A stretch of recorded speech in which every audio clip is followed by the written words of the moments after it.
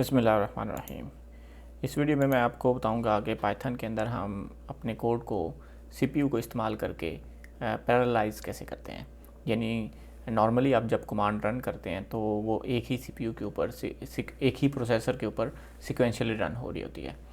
तो हम अगर नॉर्मली आजकल हमारे पास कंप्यूटर्स में मल्टीपल प्रोसेसर होते हैं। अगर आपके पास कोर i7 है तो मोस्ट प्रोबेबली आपके पास यानी 4 या 8 प्रोसेसर्स होंगे। तो हम देखेंगे कि हम अपने कोड को पैरेललाइज करके यानी डिफरेंट प्रोसेसर के ऊपर रन करके किस तरह से हम उसको फास्ट यानी तेज़ किस तरह से रन कर सकते हैं, उसको स्पीड किस तरह से तेज़ कर सकते हैं।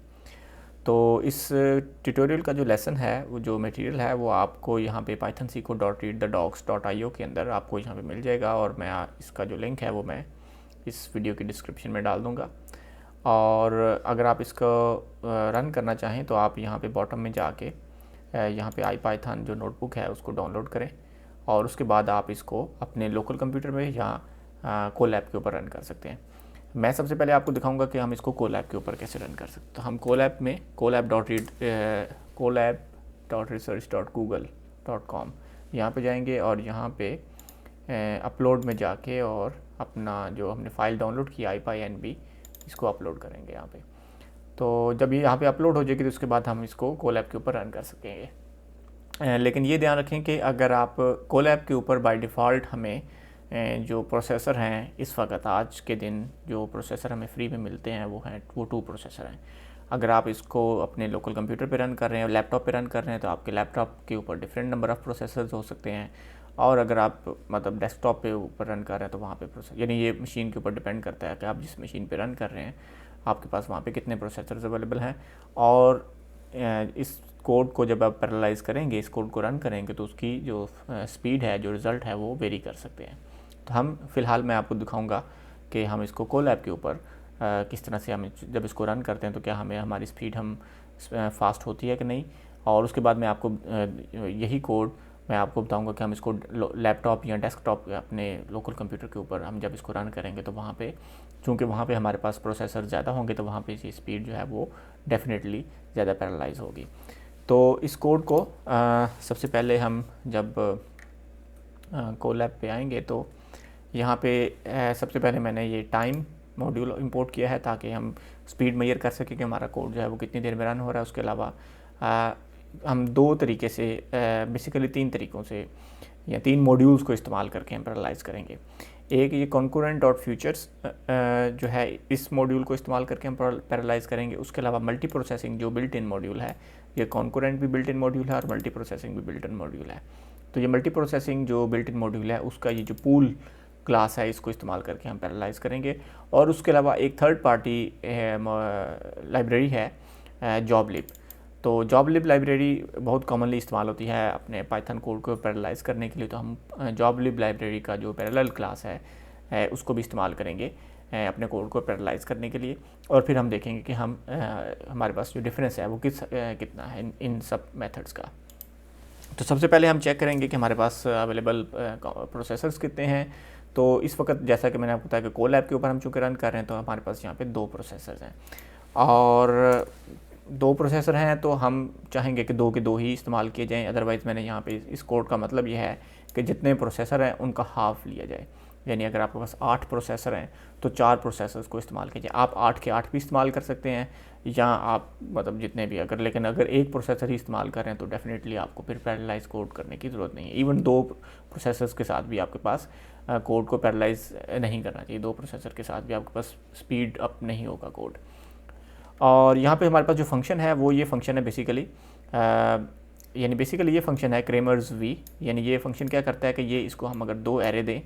x और y, और ये अगर कैटेगोरिकल वेरिएबल्स हों, x और y कैटेगोरिकल वेरिएबल या नॉमिनल वेरिएबल्स हैं, यानी इसमें जो वेरिएबल्स हैं वो यानी लेट्स से स्ट्रिंग्स हैं, यानी x एक एरे है, y एक एरे है, उन दोनों में जो वेरिएबल्स जो वैल्यूज़ हैं वो स्ट्रिंग वैल्यूज़ हैं। तो ये उन दोनों की एरेज़ की जो आपस में कोरिलेशन है उसको मेजर करता है। और इसके अंदर हम पांडास लाइब्रेरी इस्तेमाल कर रहे हैं। उसके अलावा numpy लाइब्रेरी इस्तेमाल कर रहे हैं इस फंक्शन के अंदर क्रेमर्स वी कैलकुलेट करने के लिए, इन कोरिलेशन कैलकुलेट करने के लिए।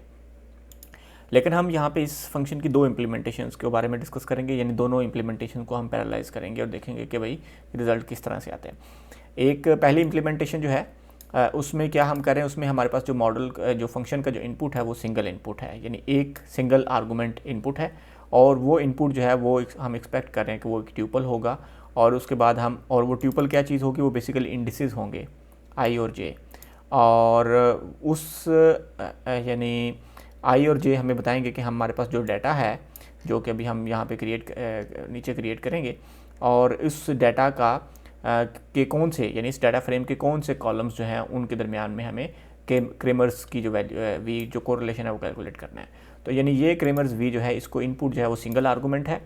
एक तो ये इसमें, और दूसरी चीज़ ये कि ये जो डाटा जो फ्रेम है, ये जो डाटा वेरिएबल है जो कि एक डाटा फ्रेम है, ये ग्लोबल वेरिएबल, ये हम इस फंक्शन के अंदर डिफाइन नहीं कर रहे बल्कि इस फंक्शन के बाहर डिफाइन हुआ है। तो हम देखेंगे कि भाई जब हम इस कोड को पैरेललाइज करते हैं, इस फंक्शन को पैरेलल में रन करते हैं, तो हमारे पास कितनी स्पीड होती है, कोड कितना स्पीड अप होता है। दूसरा जो हमारे पास फंक्शन है वो भी यही फंक्शन है क्रेमर्स भी, लेकिन उसमें हम एक्सप्लिसिटली एक्स और वाई एरेज उसको देंगे, यानी यहाँ पे हम यहाँ पे एक्स और वाई एरेज जो थे हम इंडिसेस दे रहे थे, और वो इंडिसेस जो थे वो इस डाटा फ्रेम से, जो कि डाटा वेरिएबल है उससे हम वो एक्स और वाई एरेज ले रहे थे,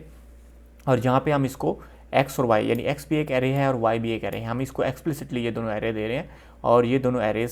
से फिर हम ये क्रेमर्स वी जो है हम कैलकुलेट करें। तो हम देखेंगे कि यानी यहाँ पे फ़र्क ये है कि ये फंक्शन जो है वो एक इनपुट आर्गूमेंट ले रहा है, ये फंक्शन जो है वो दो इनपुट आर्गूमेंट ले रहा है, और दूसरा इन दोनों में फंक्शन में फ़र्क ये है कि ये फंक्शन जो है वो मतलब डाटा आर्गूमेंट जो है वो ग्लोबल है इस फंक्शन में, यानी वो इस फंक्शन के अंदर डिफाइन नहीं है, लेकिन इस फंक्शन में ये फंक्शन जो है वो ये जो फंक्शन है इसमें वो डाटा आर्गूमेंट जो है वो यानी इसको इनपुट आर्गूमेंट एक्स और वाई दे रहा है, और ये उसी मतलब आउटसाइड से डाटा जो है वो उसको यूज़ नहीं कर रहा। तो हम देखेंगे कि हम इन दोनों फंक्शंस को हम जब पैरेललाइज करते हैं तो हमारे पास स्पीड क्या आती है।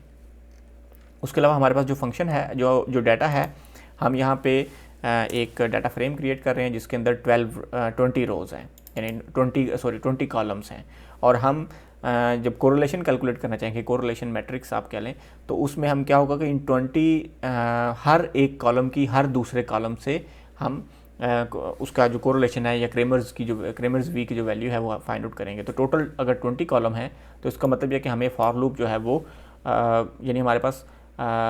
400 दफ़ा हम इस फंक्शन को कॉल करेंगे, क्योंकि हर कॉलम का हर दूसरे कॉलम के साथ हमने फाइंड आउट करना है। तो 20 मल्टीप्लाई बाई 20 यानी 400, अगर आप इसको 40 हो जाएगा तो 40 मल्टीप्लाई बाई 40 यानी 800 दफ़ा ये फंक्शन कॉल होगा। तो हम देखेंगे कि चूँकि अब ये फंक्शन को 400 दफ़ा हम कॉल कर रहे हैं, तो हम क्यों ना इसको पैरेलल में रन करें और देखें कि हमारे पास स्पीड जो है वो कितनी ज़्यादा हम इसको तेज़ी से स्पीड से रन कर सकते हैं। तो सबसे पहले हम इसको सिक्वेंशियली रन करेंगे, सिक्वेंशियल इम्प्लीमेंटेशन, यानी इस फंक्शन में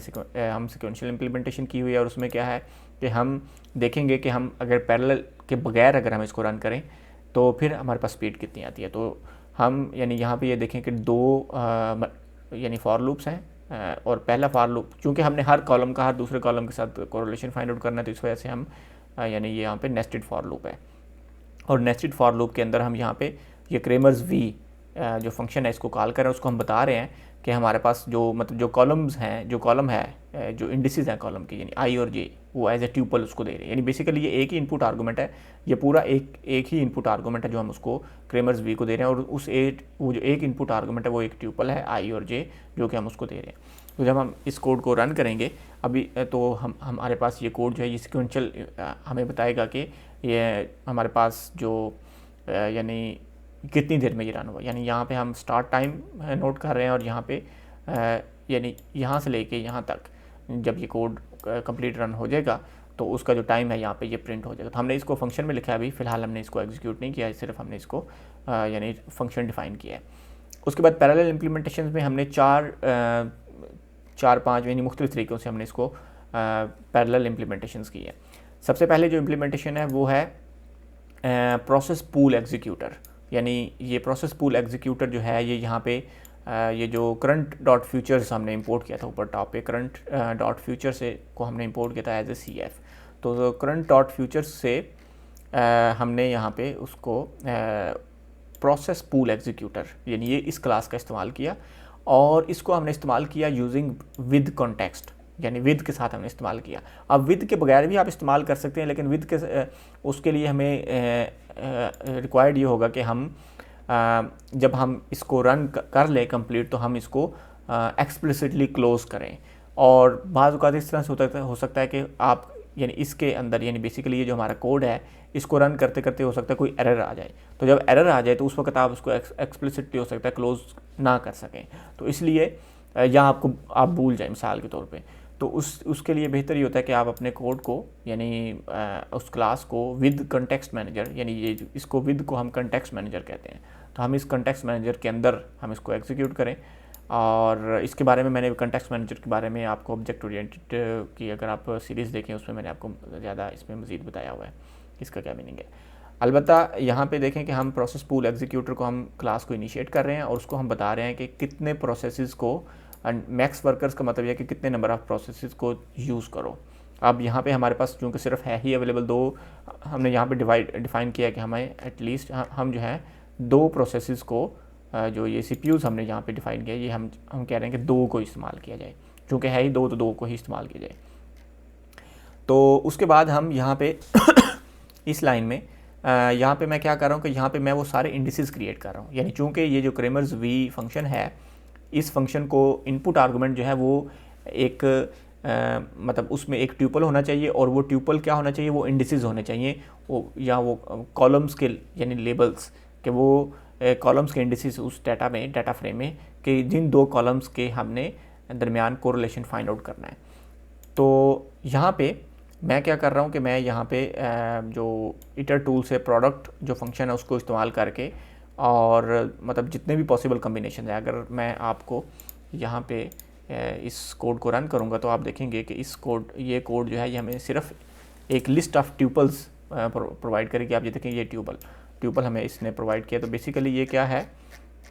ये कोड हमें क्या कर रहा है कि चूँकि 20 कॉलम थे तो उन 20 कॉलम्स का हर कॉलम का हर दूसरे कॉलम के साथ यानी जितने पॉसिबल कम्बिनेशन है वो सारे के सारे कम्बिनेशन हमें रिटर्न कर रहा है। तो आप ये देखें कि 0 कॉलम का 0 कॉलम के साथ, 0 कॉलम का 1 कॉलम के साथ, 0 कॉलम का 2 कॉलम के साथ, 0 के साथ 3 कॉलम के साथ, इस तरह से हम इसको यानी टोटल चूँकि 20 कॉलम्स थे और हर कॉलम का हर दूसरे कॉलम के साथ करना है, तो इस तरह से ये इसकी जो लेंथ होगी, अगर मैं इसकी लेंथ चेक करूँ तो आप देखें कि इसकी जो लेंथ है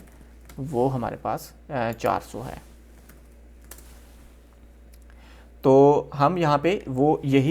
लिस्ट ऑफ कॉल्स जो है ये बेसिकली लिस्ट ऑफ इंडिसेस है, हम ये इसको दे रहे हैं, और क्रेमर्स जो फंक्शन है ये हम इसको दे रहे हैं। तो बेसिकली एग्जीक्यूटर जो कि ये प्रोसेस पूल एग्जीक्यूटर था, इसका एक मेथड है मैप। हम इस मैप फंक्शन को कॉल कर रहे हैं, और इस मैप फंक्शन को जो पहला आर्गूमेंट देना चाहिए वो हमारा वो फंक्शन जिस फंक्शन को हमने पैरालाइज करना है, और उसके बाद जो सेकंड आर्गूमेंट है वो होना चाहिए, वो एक लिस्ट होनी चाहिए, और यानी जो उसको इनपुट लिस्ट का पहला मेंबर जो है वो भी इसको इनपुट आर्गूमेंट जाएगा, सेकंड इटरेशन के ऊपर इसको लिस्ट का सेकंड आर्गूमेंट जाएगा, थर्ड इटरेशन के ऊपर इस लिस्ट का थर्ड आर्गूमेंट इसको इनपुट जाएगा। इस तरह से हम और मतलब टोटल जो है ये फंक्शन जो है 400 दफ़ा कॉल होगा। लेकिन ये 400 दफ़ा कॉल फंक्शन जो है वो सिक्वेंशली कॉल नहीं होगा, बल्कि आप कह लें कि इसको ये पैरेलल में कॉल होगा, और हम वो पैरेलल जो एग्जीक्यूशन है वो इस फंक्शन को इस्तेमाल करके करें, प्रोसेस पूल एग्जीक्यूटर। तो यहाँ पे ये फंक्शन जब हम कॉल करेंगे तो ये हमें प्रोसेस पूल एग्जीक्यूटर को इस्तेमाल करके इस यानी उसको पैरेलल में रन करेगा। उसके बाद और हमें यहाँ पे बता देगा कि इसको कितना टाइम लगा है। उसके बाद यहाँ पे हम क्रेमर्स वी डाटा जो दूसरा फंक्शन था क्रेमर्स वी का, जिसको 2 इनपुट आर्गूमेंट रिक्वायर्ड है। अब चूँकि ये क्रेमर्स वी डाटा को 2 इनपुट आर्गूमेंट रिक्वायर्ड हैं, तो प्रोसेस पूल एग्जीक्यूटर में जब हमने ऐसा process pool executor dot map, इसमें जब हमने ऐसा फंक्शन को पैरेललाइज करना होता है कि जो 2 इनपुट आर्गूमेंट जिसको रिक्वायर्ड है, तो हमें 2 लिस्ट प्रोवाइड करनी चाहिए। यहाँ पे पहली लिस्ट जो है या लिस्ट ऑफ एक्स, यानी वो तमाम के तमाम जो इनपुट यानी जो एक्स एक लिस्ट है जिसमें एक्स वैल्यूज़ हैं, और ये दूसरी लिस्ट है जिसमें वाई वैल्यूज़ हैं, और हर इटरेशन के ऊपर इस लिस्ट से एक वैल्यू इस फंक्शन को दी जाएगी और इस लिस्ट से भी एक वैल्यू इस फंक्शन को दी जाएगी, और इस तरह से यानी इस लिस्ट की जो लेंथ है ये भी 400 है और इस लिस्ट की लेंथ जो है वो भी 400 है। इस तरह से ये फंक्शन जो है इसको 400 दफ़ा कॉल किया जाएगा, और लेकिन 400 दफ़ा पैरेलल में कॉल किया जाएगा। और हम देखेंगे कि हम यहाँ पे जब ये फंक्शन रन हो जाएगा तो हम देखेंगे कि इस फंक्शन को कितना टाइम लग रहा है रन होने में। अब ये जो था ये हमने प्रोसेस पूल एग्जीक्यूटर को इस्तेमाल करके अपने कोड को पैरालाइज़ किया। इसके बाद हम इस्तेमाल करेंगे thread pool executor. Basically Python में पैरालाइजिंग का दो तरीके इस्तेमाल होते हैं, एक मल्टी प्रोसेसिंग और एक मल्टी थ्रेडिंग। तो थ्रेड पूल एग्जीक्यूटर जो है वो मल्टी थ्रेडिंग इस्तेमाल करता है और जो पैरेलल पूल एग्जीक्यूटर है वो मल्टी प्रोसेसिंग को इस्तेमाल करता है। तो यहाँ पे हम थ्रेड पूल एग्जीक्यूटर को इस्तेमाल करें, बाकी तरीक़ेकार वही है जिस तरह से हमने ऊपर किया था, सिर्फ यह है कि यहाँ पे जो फंक्शन है वो डिफरेंट है और यहाँ पे क्रेमर्स भी हम कॉल कर रहे हैं और यहाँ पे वो लिस्ट ऑफ कॉल्स या लिस्ट ऑफ इंडिसेस जो है वो हम यहाँ पे इसको दे रहे हैं। उसके बाद यहाँ पे वही थ्रेड पूल एग्जीक्यूटर, लेकिन विद हम जो यहाँ पे इसको फंक्शन जिस फंक्शन को हम पैरालाइज करना चाह रहे हैं वो फंक्शन जो है वो 2 इनपुट आर्गूमेंट ले रहा है और यहाँ पे हमने इसी वजह से 2 लिस्ट डिफाइन की हैं। पहली लिस्ट में जो फर्स्ट इनपुट आर्गूमेंट्स हैं वो सारे के सारे हैं और इसमें हर इटरेशन के ऊपर जो सेकंड आर्गूमेंट देना है वो इस सेकंड लिस्ट में मौजूद है। तो यहाँ पे हम इसी तरह यहाँ पे जो थ्रेड पूल एग्जीक्यूटर को इस्तेमाल करके जो क्रेमर्स वी डाटा जो हमारे पास फंक्शन था उसको हम यहाँ पे पैरालाइज करें और जब ये एग्जीक्यूट हो जाएगा तो यहाँ पे एंड पे ये भी हमें बता देगा कि कितना टाइम लगा इसको रन होने में। उसके बाद जो तीसरा तरीका है वो है पूल फंक्शन को इस्तेमाल करके, पूल क्लास को इस्तेमाल करके मल्टी प्रोसेसिंग जो सब मॉड्यूल है पाइथन के अंदर उसमें वहाँ से पूल क्लास को हम इंपोर्ट करके और पूल डॉट मैप उसको इस्तेमाल करके हम यहाँ पे अपना जो क्रेमर्स वी जो फंक्शन है उसको पैरालाइज कर रहे हैं। और चूँकि क्रेमर्स वी जो है वो एक सिंगल आर्गूमेंट इनपुट ले रहा है और वो इनपुट उसके जो इनपुट्स हैं वो हमने यहाँ पे इस लिस्ट में संभाल के रखे हुए हैं, यहाँ पे क्रिएट किए हुए हैं, तो वो हम इसको दे रहे हैं। ये भी बिल्कुल उसी तरह है जैसे हम हमने ऊपर पहले किया था। उसके अलावा यहाँ पर हम इसी पूल को इस्तेमाल करके अब हम वो फंक्शन एग्जीक्यूट पैरालाइज करना चाह रहे हैं कि जो 2 इनपुट आर्गूमेंट ले रहा है। यहाँ पे थोड़ा सा फ़र्क ये है कि स्टार मैप जो है हम मैप की बजाय एग्जीक्यूटर डॉट मैप की बजाय एग्जीक्यूटर डॉट स्टार मैप का इस्तेमाल कर रहे हैं और स्टार मैप का इस्तेमाल इसलिए कर रहे हैं क्योंकि ये जो फंक्शन है क्रेमर्स वी डाटा ये 2 इनपुट आर्गूमेंट ले रहा है। लेकिन मसला ये है कि स्टार मैप को हमने सिर्फ एक ही लिस्ट दे सकते हैं। तो हमने किया क्या हुआ कि हम इस एक लिस्ट में हमने अपने यानी जो वो है कॉलम्स हैं एक्स और वाई वो हमने इसमें यहाँ पे ये देखें एक इस लिस्ट में हमने एक्स वाई यहाँ पे सेव किए हुए हैं। डाटा अंडरस्कोर ये डाटा हम यहाँ पे ही क्रिएट कर रहे हैं और डाटा अंडरस्कोर लॉग और यहाँ पे मतलब उस एक्स वैल्यू उससे ले रहे हैं और यहाँ पे उससे वाई वैल्यू ले रहे हैं और इसको हम मतलब 50 दफ़ा हम 400 दफ़ा हम इसको कॉल कर रहे हैं। पहले हमने वो इंडिसेस जो है वो यहाँ पे क्रिएट कर लिए और उन इंडिसेस को इस्तेमाल करके हमने यहाँ पे जो है वो कॉलम्स यानी जो list of X Y arrays हमने यहाँ पे वो सेव कर। तो लिस्ट ऑफ एक्स वाई जो है वो हमने यहाँ पे ये तो अब हम यहाँ पे जो हमारा ये जो फंक्शन है जिसको 2 इनपुट आर्गूमेंट चाहिए इस फंक्शन को मतलब हमने जो लिस्ट देनी है वो हमने इनपुट देने हैं वो हमने इस लिस्ट में सेव कर लिए हैं और ये इनपुट लिस्ट जो है हम इस एग्जीक्यूटर डॉट स्टार मैप जो हमारे पास फंक्शन है उसको हम देंगे। अगर आपको इसमें कन्फ्यूजन हो रही है तो आप यहाँ पे लेट से हम यहाँ पे एक नया सेल क्रिएट करते हैं और उस सेल में हम अगर इसको रन करें इस यहाँ पे हमारे पास ये भी होगा तो अगर लेट से हम इसको रन करें तो आप देखेंगे कि हमारे पास जो लिस्ट ऑफ एक्स वाई है ये बेसिकली एक क्या है, ये एक लिस्ट है। अगर मैं इसकी लिस्ट ऑफ एक्स वाई इसकी लेंथ चेक करूं तो इसकी लेंथ जो है 400 है। और अगर मैं इसका फर्स्ट मेंबर चेक करूं, अगर मैं इसमें इसका हर मेंबर जो है वो एक ट्यूपल है, तो अगर मैं टाइप ऑफ लिस्ट ऑफ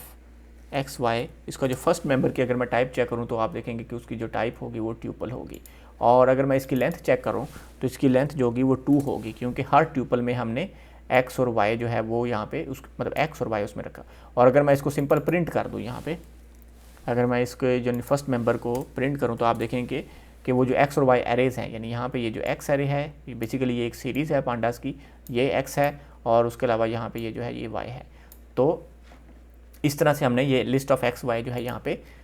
मतलब जो है वो इसमें क्रिएट किए और इसको हमने ये स्टार मैप जो फंक्शन है उसको हमने ये दे दिया। तो हम यहाँ पे अब हमें इसकी ज़रूरत नहीं है, हम इसको रिमूव कर देंगे। ओके, उसके बाद हाँ जी, तो यहाँ पे हमने पूल जो है क्लास को इस्तेमाल करके हमने ऐसा फंक्शन पैरालाइज कर लिया जो जिस फंक्शन को दो इनपुट आर्गुमेंट चाहिए।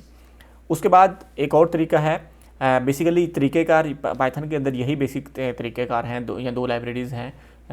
जिनको अमूमन इस्तेमाल किया जाता है पैरालाइज के लिए। लेकिन ये लाइब्रेरीज़ जो अभी हमने इस्तेमाल किए, दोनों मॉड्यूल्स जो इस्तेमाल किए, पूल या थ्रेड पूल एग्जीक्यूटर या प्रोसेस पूल एग्जीक्यूटर, ये बिल्ट इन मॉड्यूल्स हैं और इनको इस्तेमाल करना थोड़ा सा मुश्किल है।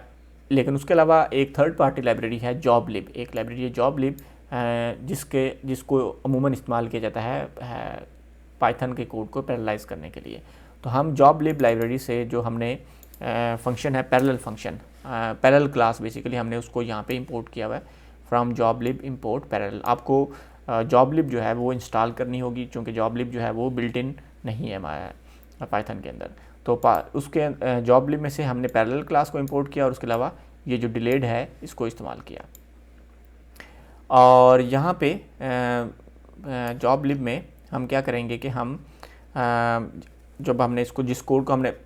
पैरेलल क्लास को हम इनिशिएट कराएंगे, यहाँ पे पैरेलल क्लास को हम इनिशिएट कराएंगे और उसको हम बताएंगे कि हमने कितने CPUs इस्तेमाल करने हैं। यहाँ पे मैक्स वर्कर्स की बजाय n जॉब्स के तरीके हम बताएंगे कि हमने कितने CPUs वो करने हैं,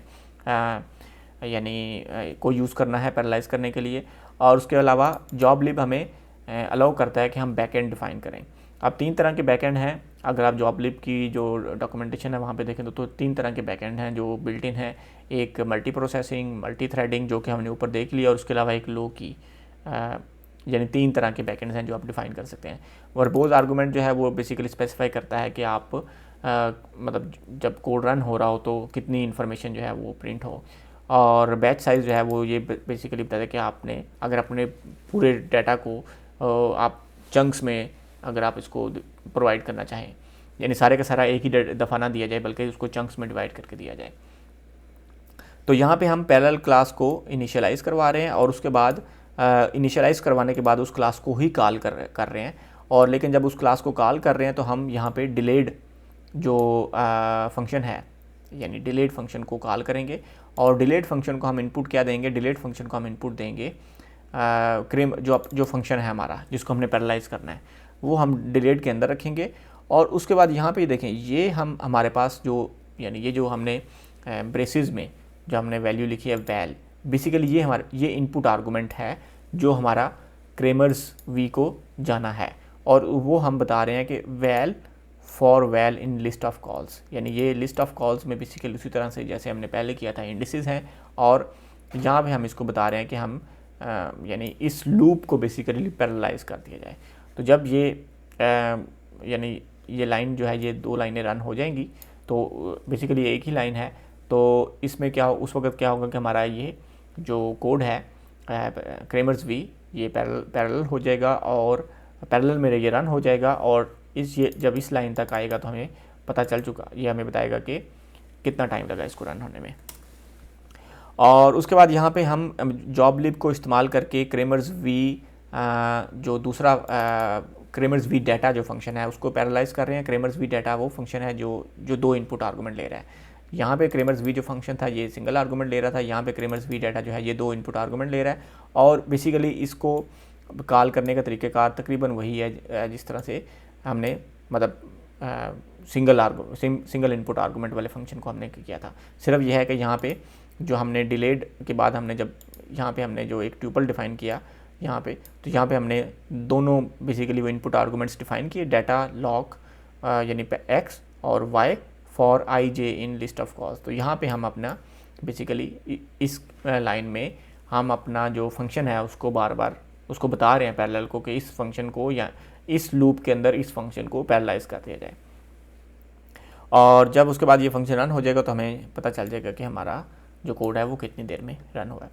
इसके बाद अब चूँकि मैं यहाँ पे कोलैब में या जुपिटर नोटबुक के ऊपर कोड को रन कर रहा हूँ तो मैं हर सेल के अंदर भी इन फंक्शंस को, यानी हर सेल के एंड पे इन फंक्शंस को कॉल कर सकता था और वहाँ पे देख सकता था। लेकिन मैंने कोड इस तरह से लिखा है कि अगर आप इसको .py फाइल की फॉर्म में इसको डाउनलोड करें और आप अपने पास इसको .py फाइल को रन करें, मिसाल के तौर पे जैसे पाईचार्म के अंदर या VS कोड के अंदर या मतलब किसी भी और IDE को इस्तेमाल करके आप .py फाइल को रन करें तो उस वक्त भी ये कोड जो है वो एग्जीक्यूट हो। तो उसके लिए चूँकि हमें ये जो कोड है वो इस तरह से लिखना चाहिए कि हम जो एक्चुअल इन फंक्शंस को जो कॉल हम कर रहे हैं वो इस स्टेटमेंट के बाद के अंदर होना चाहिए, basically if name is equal to main. तो अब जब हम इस सेल को रन करेंगे तो वो तो ऊपर तमाम के तमाम जो फंक्शन हमने लिखे थे वो तमाम के तमाम फंक्शन जो है वो एग्जीक्यूट हो जाएंगे। तो आप देखें कि जब मैंने इसको रन किया तो सबसे पहले तो ये ऊपर यहाँ पे टॉप पे जो सिक्वेंशियल में हम इसको कॉल कर रहे हैं वो रन होगा। तो आप देखें कि इसने 8.43 सेकेंड्स लिए हैं। अब बेसिकली अगर आप इसको बार बार रन करेंगे तो आप देखेंगे कि ये 8.43 जो है वो मल्टीपल यानी टाइम्स जो है वो इसका जो टाइम है वो डिफरेंट हो सकता है। 8.43 की बजाय अगर आप इसको दोबारा रन करें तो हो सकता है इससे कम हो सकता है इससे ज़्यादा हो। यहाँ पे ये कह रहा है कि विद PPE डाटा जो है ये फंक्शन डिफाइन नहीं है, तो हमें इस सेल को शायद हम रन करना भूल गए थे। विद PPE डाटा, हाँ इस सेल को हम रन करेंगे ताकि ये फंक्शन जो है वो मेमोरी में आ जाए और उसके बाद हम दोबारा से इस सेल को रन करेंगे। तो अब देखते हैं कि पहली दफ़ा जो सिक्वेंशियल में जब हमने रन किया तो 8.43 सेकेंड्स लिए थे, इस दफ़ा इसने 6.84 सेकेंड्स लिए हैं ये सिक्वेंशियल मोड में। उसके बाद हमने यहाँ पे आप देखें कि हमने तमाम के तमाम जो फंक्शंस लिखे थे उन तमाम के तमाम फंक्शंस को हम यहाँ पे कॉल कर रहे हैं और यहाँ पे कह रहे हैं विद TPE भी डिफाइन नहीं है। With TPE okay, with TPE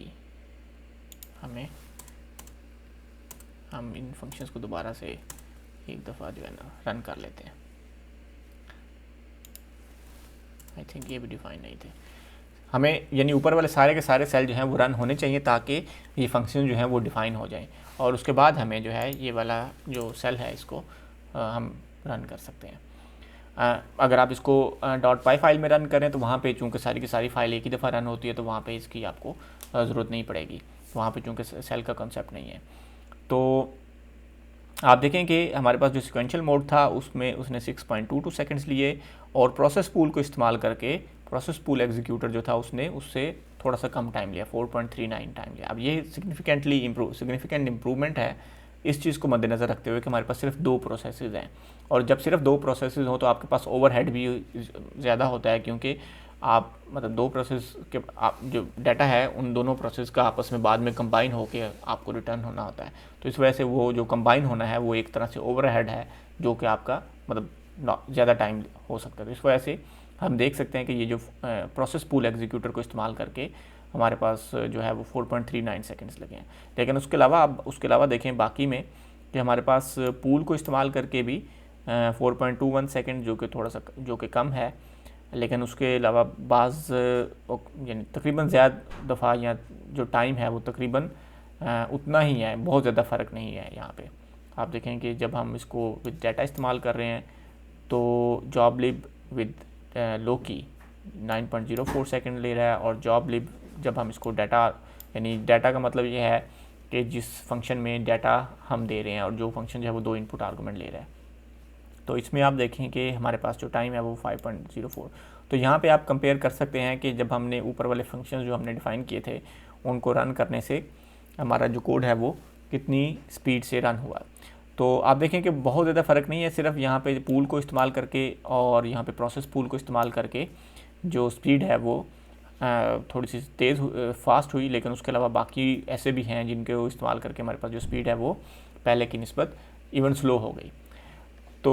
ये तो हमने किया कि हमने यानी जुपिटर नोटबुक के अंदर ही हमने इसको रन किया। अब हम देखेंगे कि हम इसको किस तरह से उसमें रन कर सकते हैं, यानी .py फाइल को हम किस तरह से रन कर सकते हैं। तो .py फाइल को हम यहाँ पे डाउनलोड करेंगे। यहाँ पे .py फाइल को अगर आप देखें तो ये यहाँ पे डाउनलोड होगी और उसके बाद हम यहाँ पे कोलैब के अंदर इस फाइल को अपलोड करेंगे। तो अगर हम इस फाइल को यहाँ पे पैरेलल प्रोसेसिंग .py को यहाँ पे कोलैब पे अपलोड कर दें तो ये आपको शुरू में थोड़ी सी वार्निंग देगा। तो अब हमारे पास ये पैरेलल प्रोसेसिंग .py जो है यहाँ पे यानी है, तो हम इसको कोलैब के अंदर इसको रन कर सकते हैं। तो किसी भी फाइल को किसी भी पाइथन फाइल को पाइथन के ज़रिए कोई रन करने के लिए हम जो कमांड है वो python-m और उसके बाद उसका नाम पैरेलल प्रोसेसिंग। तो जब मैं इसको रन कर रहा हूँ तो अब इसमें हो क्या रहा है कि इसमें बेसिकली यही फाइल जो है पैरेलल प्रोसेसिंग डॉट पाई फाइल जो है वो रन हो रही है। तो हम अभी देखेंगे कि क्या जब हमने इसको जुपिटर नोटबुक पे रन किया और उसको डॉट पाई को रन किया तो क्या कोई स्पीड में फ़र्क है कि नहीं है। तो आप देखें कि सिक्वेंशियल मोड में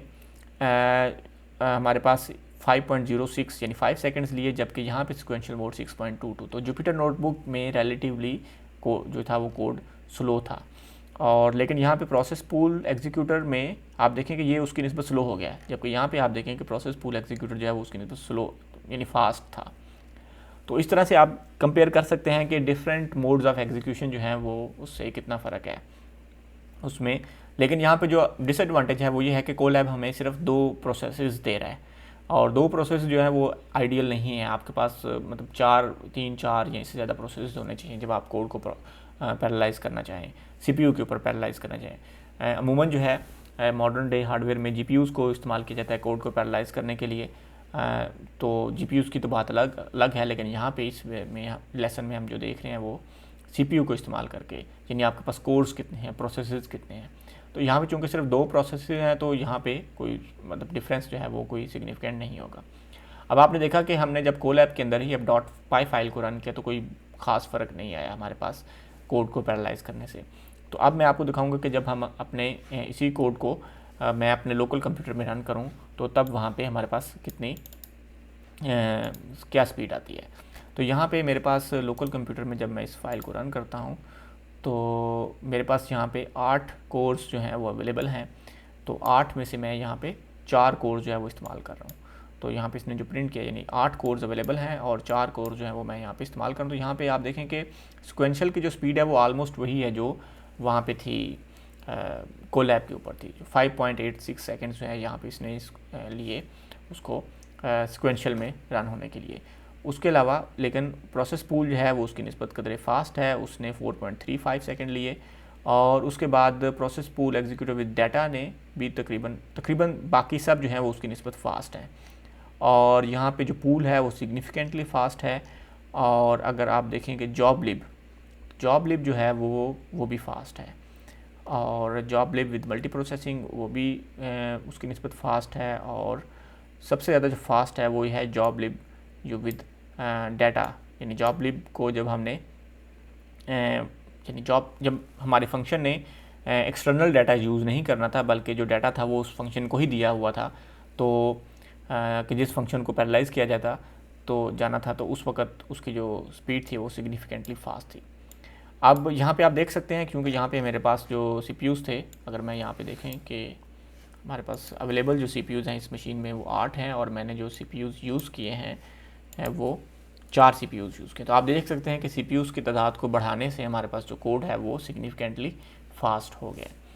तो इस वीडियो में आपने देखा कि हम डिफरेंट मोड्स या डिफरेंट तरीके जो हैं पाइथन कोड को पैरेललाइज करने के वो हम उसके ज़रिए किस तरह से कोड को पैरेललाइज कर सकते हैं। अगर आपके पास जो कोर है, जो सिस्टम है, जो मशीन है उसमें सिर्फ 1 या 2 प्रोसेसर है या कोर्स हैं तो उस वक्त आपको कोई ख़ास फ़ायदा नहीं होगा पैरेललाइज करने का। लेकिन अगर आपके पास 4 या इससे ज़्यादा प्रोसेसर्स हैं तो उस वक्त आप अपने कोड को सिग्निफिकेंटली फास्ट कर सकते हैं इन मेथड्स को इस्तेमाल करके। मुझे इजाज़त दीजिए, अल्लाह हाफिज़।